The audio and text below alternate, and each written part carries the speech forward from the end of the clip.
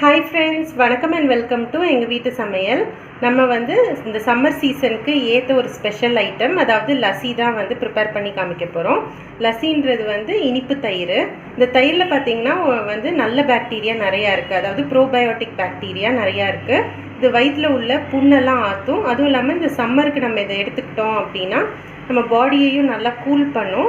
இதில் நம்ம வந்து சர்க்கரையும் சேர்த்து பண்ணுறோம் இல்லையா? ஸோ இந்த வெயில் காலத்தில் நம்ம உடம்பு சீக்கிரம் டீஹைட்ரேட் ஆகிறதுக்கு நிறையா சான்ஸ் இருக்கும். ஸோ இந்த சர்க்கரையும் இந்த தயிரும் சேர்ந்து நம்ம சாப்பிடும்போது டீஹைட்ரேஷன் ஆகாமல் இருக்கும். தவிர இந்த தயிரில் பார்த்திங்கன்னா கால்சியம் சத்தும் நிறையா இருக்குது. ஸோ அதனால் இதை வந்து நம்ம சாப்பிட்டோம் அப்படின்னா நம்ம உடம்பும் ஆரோக்கியமாக இருக்கும். சரி, வாங்க நம்ம இந்த வீடியோக்குள்ளே போகலாம். நம்ம இப்போ டேஸ்டி ஹெல்த்தி லஸ்ஸி செய்ய போகிறோம். இது 4 கலர் 4 ஃப்ளேவரில் செய்ய போகிறோம். ஒன்று ஒவ்வொரு கலரில் இருக்கும். வந்து மாதுளம்பழம், கிவி, பனானா, ஒன்று கிளாசிக் லஸ்ஸி. இது வந்து இதுக்கு வந்து முக்கியமான தேவைன்னா கட்டியான தயிர் தான் வேணும். கட்டியான பாலில் உர ஊற்றணும். அது எப்படின்னு நாம் அதை காமிச்சிருக்கோம். அதை பாருங்கள். நம்ம லஸ்ஸிக்கு வந்து திக் கர்ட் வேணும்னு சொல்லிட்டு இப்போ ஃபுல் ஃபேட் மில்க்கை நல்லா காய்ச்சி இந்த மாதிரி மண் பாத்திரத்தில் ஊற்றி வச்சுருக்கோம். இந்த மாதிரி மண் பாத்திரத்தில் ஊற்றினோம் அப்படின்னா நம்மளோட தயிர் வந்து நல்லா திக்காக இருக்கும்.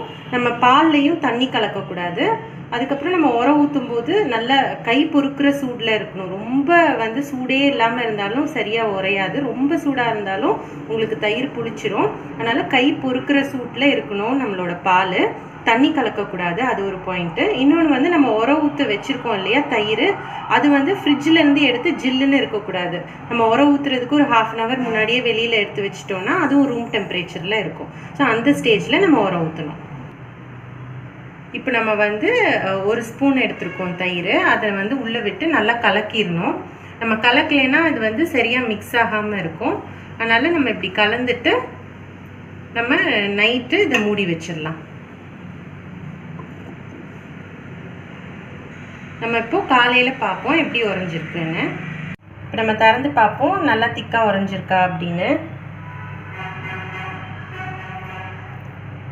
பாருங்கள், நல்லா கட்டியாக வந்திருக்கு. நம்ம பாலும் வந்து நல்ல திக்கான பால், ப்ளஸ் இந்த மண் சட்டியில் போட்டனால அந்த எக்ஸ்ட்ரா வாட்டர் எது இருந்தாலும் அது உறிஞ்சிக்கிடும். ஸோ திக்கான கர்ட் வந்து சூப்பராக தயாராகிடுச்சு. இப்போ நம்ம வந்து கர்டை வந்து நல்லா மிக்சியில் அடிச்சுக்குவோம். நெக்ஸ்ட்டு நம்ம வந்து சுகர் ஆட் பண்ண போகிறோம். ஸோ இந்த மாதிரி ஒரு கிளாஸ், ஒரு டம்ளர் எடுத்துக்கிட்டிங்க அப்படின்னா 1லேருந்து 2 ஸ்பூன் வரைக்கும் நம்ம சுகர் ஆட் பண்ணிக்கலாம். ஸோ நீங்கள் வந்து 1/2 லிட்டர் மில்க் வந்து உர ஊற்றுனீங்க அப்படின்னா ஒரு 2லேருந்து 3 கிளாஸ் வரும். ஸோ அதுக்கேற்ற அளவு நீங்கள் சுகர் ஆட் பண்ணிக்கோங்க.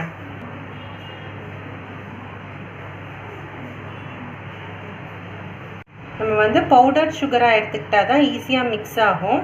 இப்போ நம்ம வந்து 2த்தையும் ஆட் பண்ணிட்டோம். நம்ம வந்து இதை நல்லா அடிச்சுக்கலாம் மிக்சியில். தண்ணி ஊற்றாமல் அடிச்சுக்கோங்க. மிக்சியில் அடிச்சிட்டோம். இப்போ வந்து இதை வந்து ஒரு தனி பாத்திரத்தில் ஊற்றி வச்சுக்கோங்க.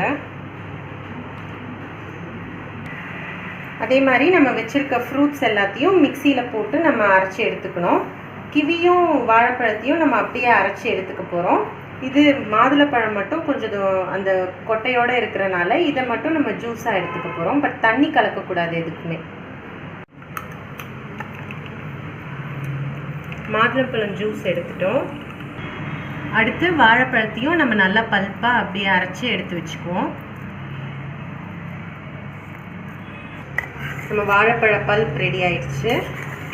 அடுத்து கிவியையும் நம்ம அந்த மாதிரி பல்ப்பாக ஆக்கிக்கலாம். நீங்கள் ஜஸ்ட்டு வெட்டிட்டு அதை ஸ்கூப் பண்ணிங்கன்னா வந்துடும். இது வந்து ஜஸ்ட் ஒரு குட்டி ஸ்பூன் வச்சு ஸ்கூப் பண்ணிங்கனாலே வந்துடும்.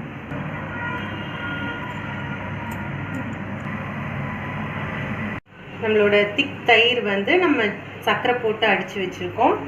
அடுத்து வாழைப்பழமும் நம்ம அடித்து வச்சுருக்கோம். நெக்ஸ்ட் இது வந்து கிவி, அடுத்து வந்து மாதுளம்பழம். இது 4மே நம்ம ரெடி பண்ணி வச்சுக்கிட்டோம். ஃபஸ்ட்டு நம்ம கிளாசிக் லஸ்ஸி எப்படி ப்ரிப்பேர் பண்ணோன்னு பார்ப்போம். ஸோ நம்ம அடித்து வச்சுருக்க அந்த கர்டை வந்து நம்ம ஒரு கிளாஸில் ஊற்றிக்கலாம். தயிர் ஊற்றிட்டு மேலே கொஞ்சோண்டு ஏலக்காய் தூள் போட்டுக்கோங்க. அடுத்து வெட்டி வச்சுருக்க அசார்ட்டட் நட்ஸ் வந்து நம்ம சேர்த்துக்கலாம். நம்ம இதில் பாதாம், பிஸ்தா, முந்திரி அதெல்லாம் வச்சுருக்கோம். அதை வந்து மேலே சேர்த்துருக்கோம். ஸோ அவ்வளோதான், சிம்பிள். உங்களோட கிளாசிக் லஸ்ஸி தயாராகிடுச்சு. அடுத்து பொமோகிரானட் லஸ்ஸி. நம்ம வச்சுருக்க ஜூஸ் வந்து பாதி ஆட் பண்ணிக்கலாம். அப்புறம் மீதிக்கு நம்ம வச்சுருக்க அந்த தயிரை ஆட் பண்ணிக்குவோம்.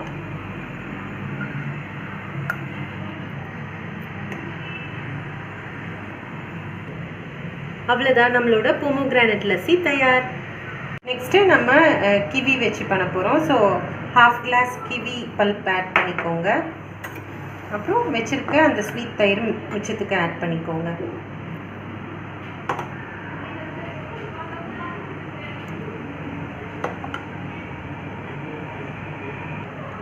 நம்மளோட கிவி லஸ்ஸி தயார். அடுத்து banana lassi. So banana pulp add பண்ணிக்கோங்க. மீதிக்கு அந்த ஸ்வீட் கர்ட் ஆட் பண்ணிக்கோங்க.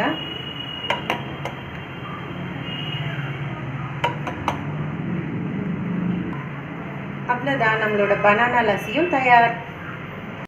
சூப்பரான லஸ்ஸி, அதாவது 4 விதமான லஸ்ஸி 4 ஃப்ளேவர்லேயும் 4 கலர்லேயும் சூப்பராக தயாராகிடுச்சு. ரொம்ப டேஸ்டியாக இருக்கும். ஸோ டெஃபினட்டாக நீங்களும் ட்ரை பண்ணுங்கள். இந்த சம்மர் சீசனுக்கு நீங்கள் என்ஜாய் பண்ணுவீங்க. ஸோ ட்ரை பண்ணிவிட்டு உங்களோட ஃபீட்பேக்கை எங்களுக்கு கமெண்ட்ஸாக போஸ்ட் பண்ணுங்கள். இந்த வீடியோ உங்களுக்கு பிடிச்சிருந்ததுன்னா லைக் பண்ணுங்கள், ஷேர் பண்ணுங்கள், சப்ஸ்கிரைப் பண்ணுங்கள். மறக்காமல் பெல் பட்டனையும் டேப் பண்ணுங்கள். அப்போ தான் எங்களோட ரெகுலர் அப்டேட்ஸ் உங்களுக்கு வந்து சேரும். தேங்க்யூ.